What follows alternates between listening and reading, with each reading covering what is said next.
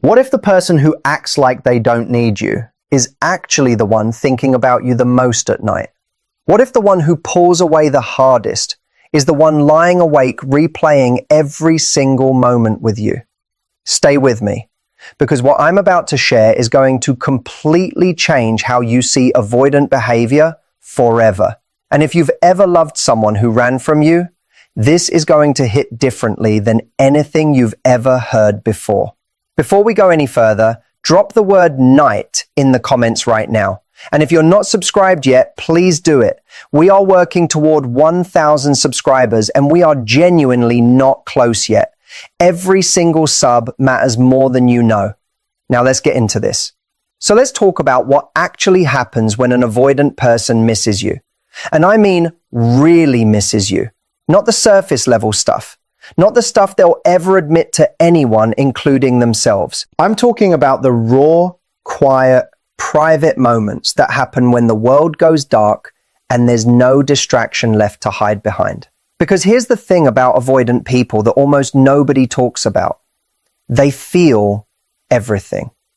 Every single thing. They feel it deeply. The difference between them and you is not that they feel less.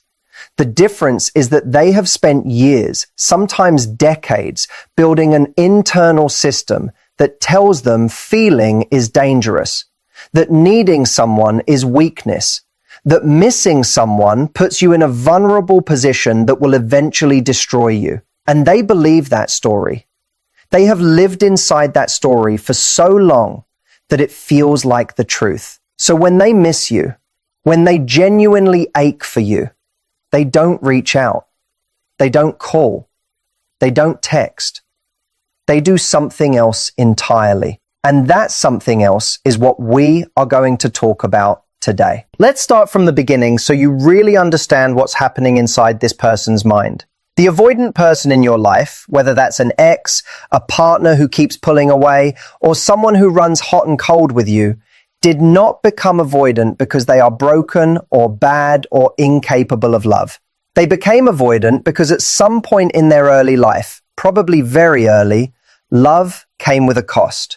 Maybe the people who were supposed to love them were inconsistent, sometimes warm, sometimes cold, sometimes there, and sometimes completely gone. Or maybe expressing need was met with dismissal. Cry and get ignored. Ask for comfort and get told to toughen up. Show vulnerability and watch the person you love pull away from you. So their nervous system did what nervous systems do. It adapted. It learned. It said, okay, I see how this works. If I need people, I get hurt. So I will stop needing people. I will become the person who doesn't need anything from anyone. I will become self-sufficient. I will become the person who is always fine. And they got really good at it. So good that even they started to believe it. They walk through their days feeling independent and in control. And when someone gets close, when someone starts to matter, something in them gets triggered. That old alarm system goes off. It says danger. This person is getting too close.